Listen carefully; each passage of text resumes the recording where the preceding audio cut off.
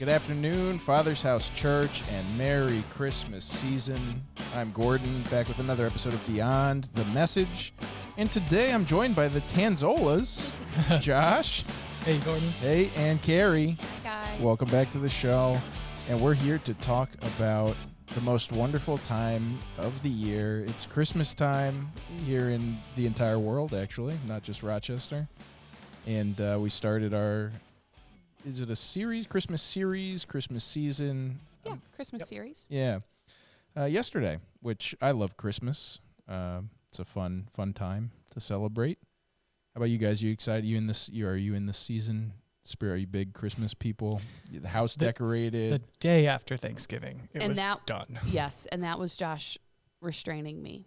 Okay. You know, I would have gone at least a week earlier, but most likely two. Yep. Okay. For sure. I am a Thanksgiving respecter, so I do like to. So is Josh. Yeah, Absolutely. I mean, you got to keep everything, you know. Mm-hmm. But, yeah. Well, after that, bring it on. Bring on the snow and the lights and the sounds. And the birth of Jesus, which is the reason that we celebrate.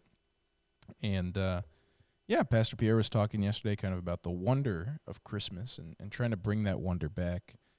I thought he took an interesting kind of take on it with this idea, you know, that to appreciate the end of the story, you really have to know the beginning before going all the way back to Genesis and reading through the first chapter of Matthew, which is just the entire genealogy of Jesus. And yeah, I think that's true. I do think, and we've talked about that a bit on the show, and I kind of want to get some thoughts here from you guys on this. You know, we've talked about that, how important the Old Testament is, not just to the story of Jesus, but to really the entire purpose of Jesus and our faith and the New Testament. So I think that's a good kind of way to frame, I think, this series. And I'm interested to see where we go with it in the next couple weeks. But what do you guys think? Do you have any thoughts? Yeah, I have a lot of thoughts about this series. I loved how Pastor Pierre said oftentimes we don't appreciate a story without understanding the context. And for many people, we've lost the wonder of the birth of Jesus because we think we've heard it all. We think we know all there is to know. But what's so amazing is and I think this is where he's going to go next week, when you deep dive into the lineage of Jesus, it is shocking who is listed. Very controversial people who failed, who made gigantic mistakes. And when we look at the story from the context of culturally, when Matthew was writing this, your name was everything. Your lineage was everything. So the fact that God is God and Jesus could have had any parents in the world, he chose this lineage for a purpose. And I think it speaks about who Jesus is, who God is, and who we don't expect him to be. So I'm pretty pumped.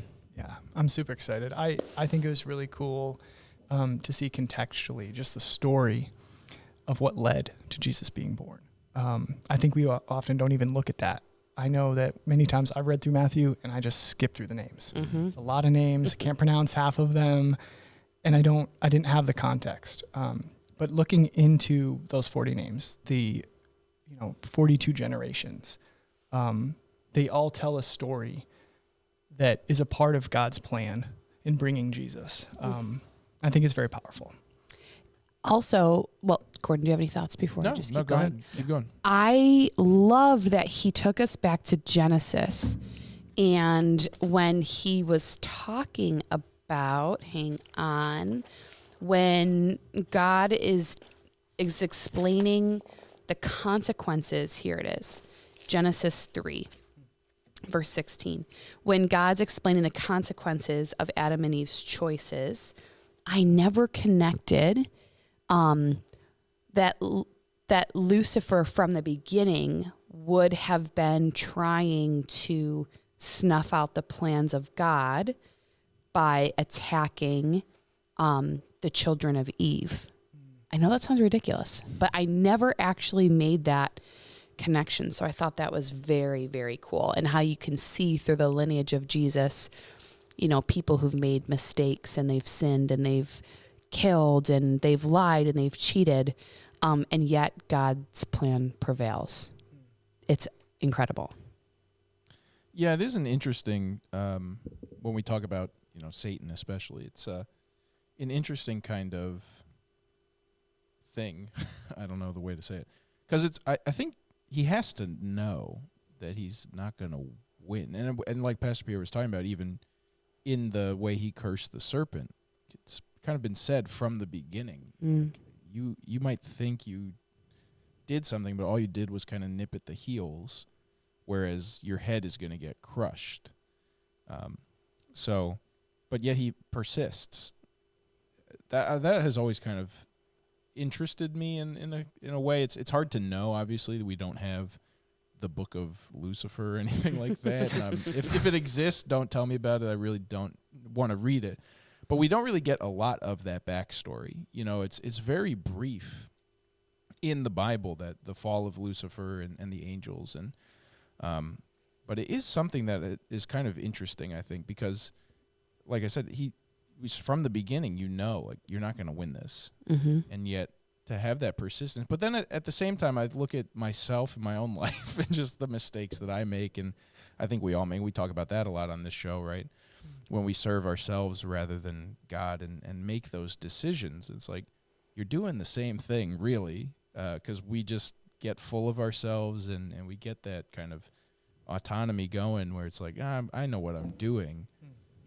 So it's just an interesting way to think about it. Like, hubris. Yeah, I don't want to say like we're no better than him, but it is kind of a relatable thing, and that is just sort of, I guess, in the way that Jesus is sort of our perfect spiritual example.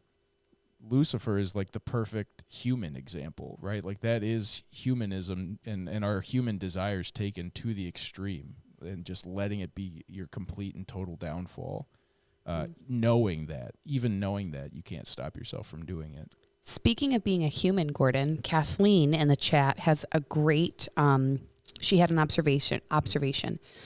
She said, I don't understand how the genealogy in Matthew pertains to Jesus, because it's Joseph's line when God the Father is Jesus's dad. Okay, so quick, let's just chat about this. So yes, God the Father is Jesus's spiritual father, but when we go back to the Trinity, God the Father, Jesus the Son, and the Holy Spirit are all one. The only way that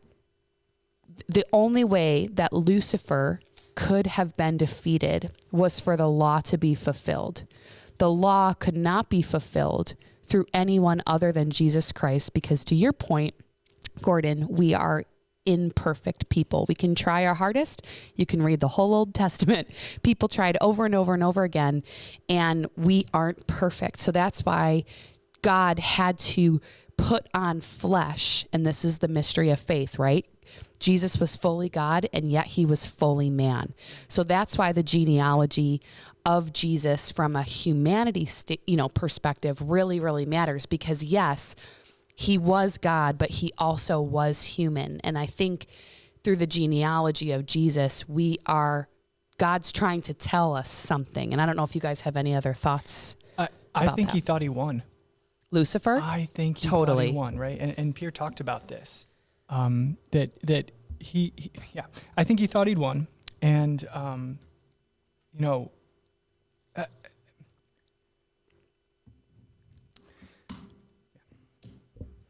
Did you lose your train of thought? That's okay.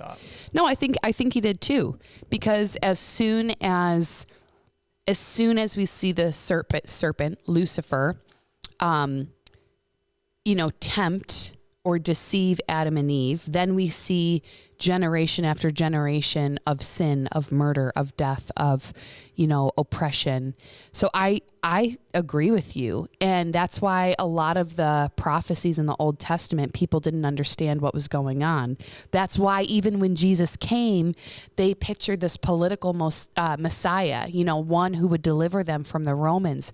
It's why Jews didn't get why Jesus would hand himself over to the cross, because he had to become the ultimate sacrifice. He had to embody, Isaiah says Jesus was led like a lamb to the slaughter, and yet he did not open his mouth. He had to give up his life in order for I don't want to use the wrong words here, atonement to be fulfilled.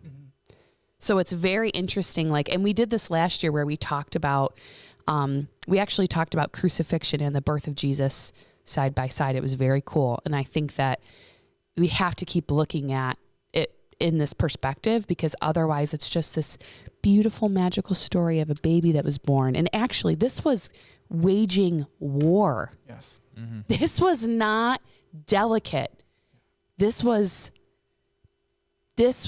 Again, Herod was so afraid that he had all of the baby boys killed during this time. Right. So we look at it through our Christmas decorations, but this was real, and it was cutthroat, and God prevails. I hope that helps, Kathleen. It's a really good question. Yeah, and I think, Jesus did call Joseph dad.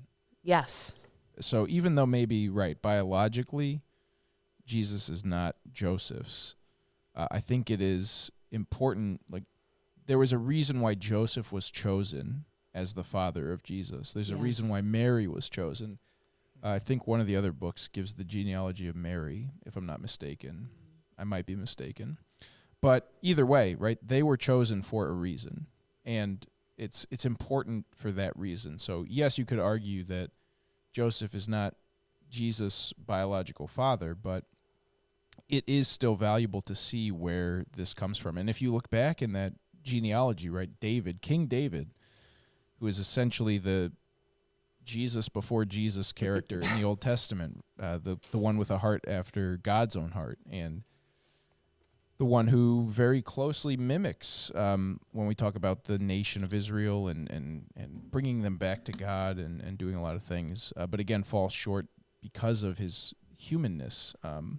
And Solomon, of course, and continuing through, going all the way back to Abraham, who was the original human father of the nation of Israel. And so I do think it's important to note that, and that matters, and there's a reason why Mary and Joseph, God chose them as the people to literally carry and birth Jesus and raise him and be his family on earth, because he is fully man. And so that is important, even though biologically maybe there's no connection. Jesus was the son of Joseph for all intents and purposes. Yes. And so just for anyone watching this, a really great way to dive deeper into this season is there are 24 chapters in Luke. It's really simple. So you read a chapter a day. So I started, and we preached on this last year. You can go back. Mary's Promises, I think, was the name of the sermon. But when they bring Jesus to the temple, and who is it? Simeon, who announces who Jesus is. Simeon and Anna. He says to Mary, he declares who Jesus is, and he says something to the effect of, "And your heart will be pierced." And it's very interesting because we have to remember, to your point, Gordon, that Mary was his actual mother, and she had to release Jesus as her child, but also the Son of God, and there are many times where shortly after this, Jesus stays in the temple as a child, and they're anxiously looking for him. And he basically is like, "Where'd you think I'd be? I'm in my Father's house." Yeah.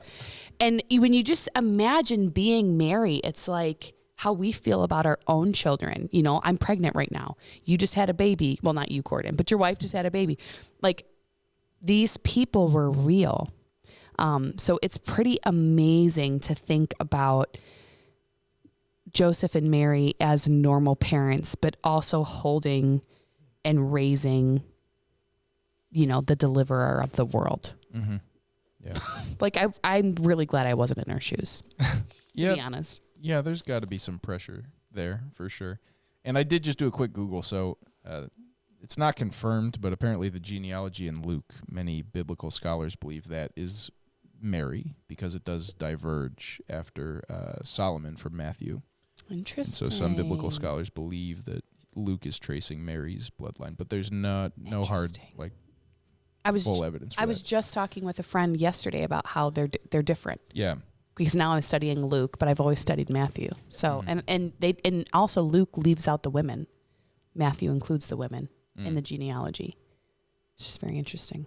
Anyways, we digress. That's a issue for the people a lot more into the Bible, like Bible scholars, Hebrew, Greek, all that. But back to Christmas and back to what we're talking about. But hopefully, Kathleen, hopefully we answered your question. Yeah, and by the way, we love when you participate. So like, if you have questions, throw them in the chat. Josh, did you? No. Okay. I lost that train of thought. And it did not it never came back. Okay, that's fine. Well, let's try and get back to the message though, and like we've been talking about, it's also interesting. I find this kind of interesting, like you were just saying, Carrie. We're kind of framing the birth of Jesus, at least with this message yesterday, as sort of like the culmination of everything that came before it. But at the same time, it is in itself a beginning of this later story, which is salvation and what was that word you came up Deliverance? with? Sure. Deliverance. It started with an A. Atonement. Atonement, thank you. And so that's kind of also a unique thing. We celebrate the birth of Jesus as sort of the fulfillment of all these Old Testament prophecies, but also as sort of the beginning of this ultimate salvation story. So even that itself is kind of a dual.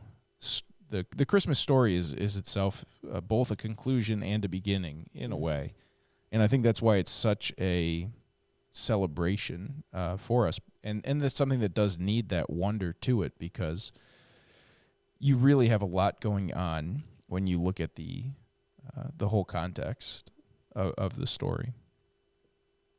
I don't know if you guys have any thoughts on that, or if you were God of the universe. No. Your victory plan would not be to become a vulnerable child, to be birthed and entrusted into the hands of humans who are clearly fallible. Yeah. Like that's the wonder. Mm-hmm. Is we want God to be one thing, and He often surprises us and comes in the total opposite way.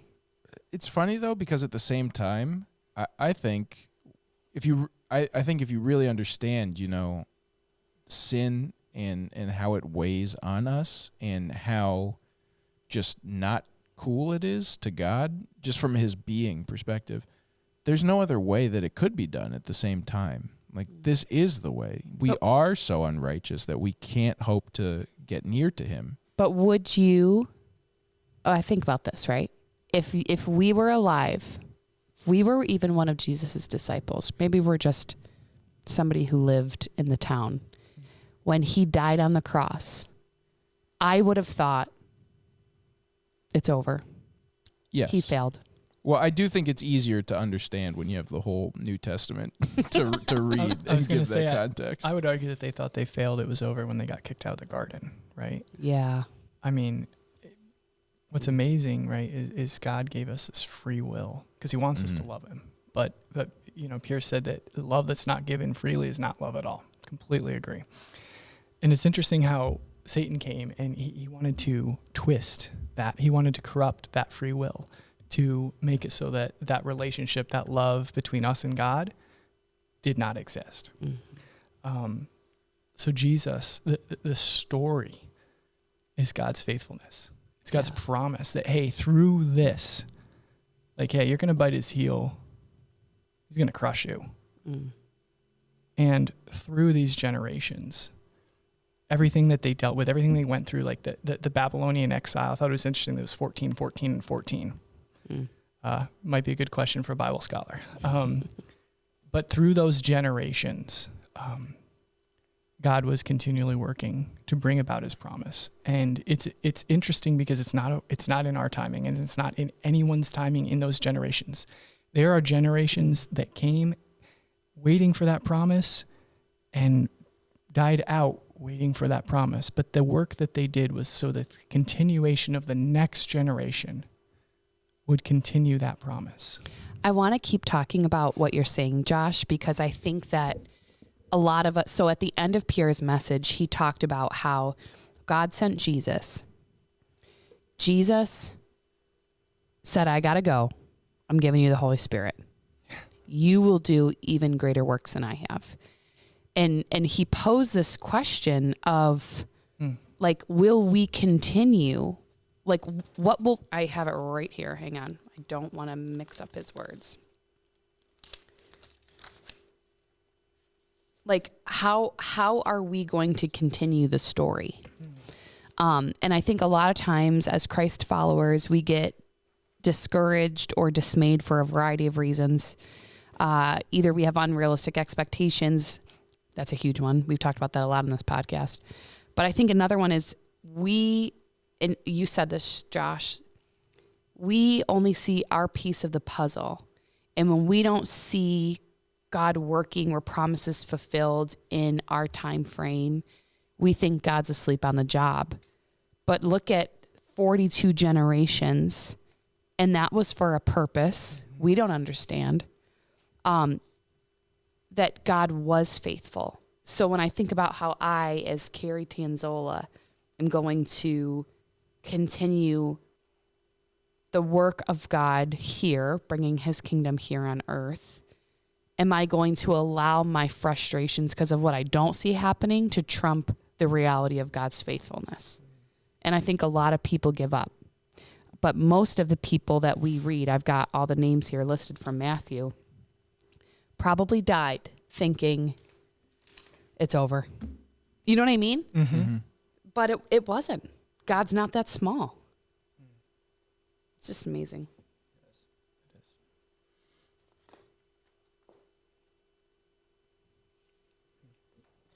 I have no other thoughts. Okay. I've emptied my brain. Yeah. That's actually okay, because I know we have to kind of keep it a little short today, just for scheduling. Josh, is there anything else that you kind of picked up on, whether it was from the message yesterday or just kind of on the Christmas story in general? You know, I assume we're going to cover it a little more in the coming weeks. I think we're going to continue. But, is there anything that kind of sticks out to you as you think about it and as you sort of approach the season, that you try and keep yourself mindful of maybe? I think it's really interesting.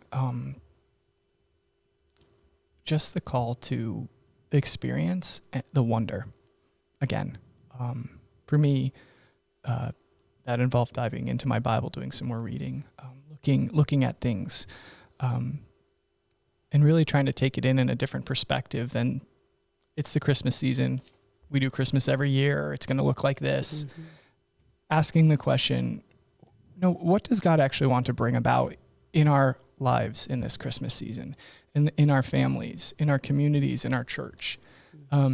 Because when you begin to think generationally, you realize one thing very quickly. It's not about me. Mm-hmm. It's not about me. So placing ourselves in a position to be faithful, to be a person of faith, to carry this for the next generation. But the wonder of it, that's something that's really important to think about. Yeah, I agree. I think, I don't think it's bad to celebrate Christmas the way that we do with gifts and all that. But I do think that if you let it will, that can take you completely away from the actual point of it.